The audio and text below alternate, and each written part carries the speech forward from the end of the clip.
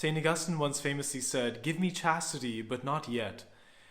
What a great description of the spiritual life. We want to be holy, we want to be good, we want to be perfect, but we're afraid of losing everything that we've always had in life.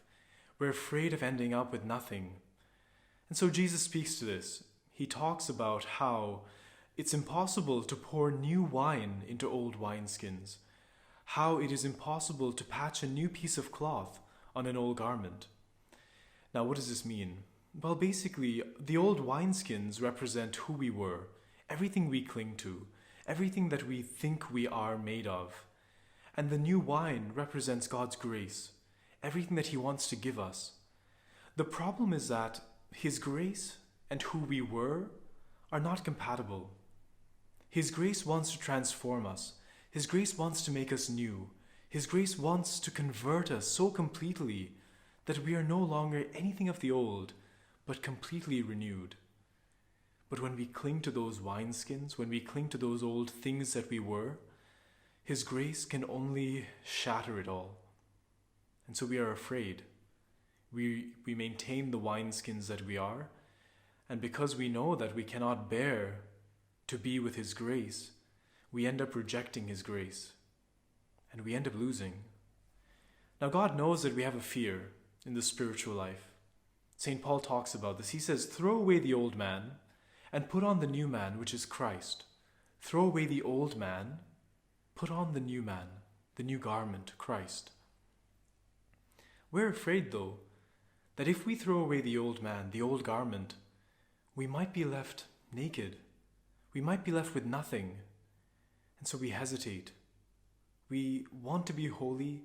We want to make that pilgrimage to heaven, but we crawl because we're afraid to walk, we're afraid to run. We're afraid if we'll ever make it.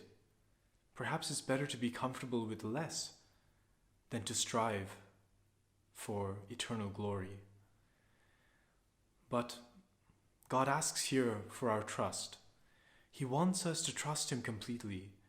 He wants us to begin by putting ourselves in His hands. He is the Divine Tailor, so to speak, the one who can really refashion a garment for us, who can remake us. The one who made us first, who made us the way that we are, is able to remake us, to give us all the grace that we need to be perfect, to be holy, to be saints. There are many things in life that we strive for. We want to be good people. We want to be good human beings.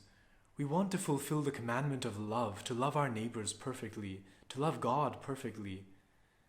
But our selfishness, if we do not allow God to take that away from us, we will always be in conflict. So let us pray then to God that He might take away the selfishness that is within us. He might take away the fear that is within us of losing what we had. And He might put in us the joy, that anticipation for all that He wants to give us, that we might become finally that new creation. We might put on finally the new garment. We might be filled with the new wine of the Spirit. In all this, we will be so happy that we won't even think of the past. We won't even think of what we've left behind. Let us ask God then to give us that anticipation, that joy, that longing for His very self.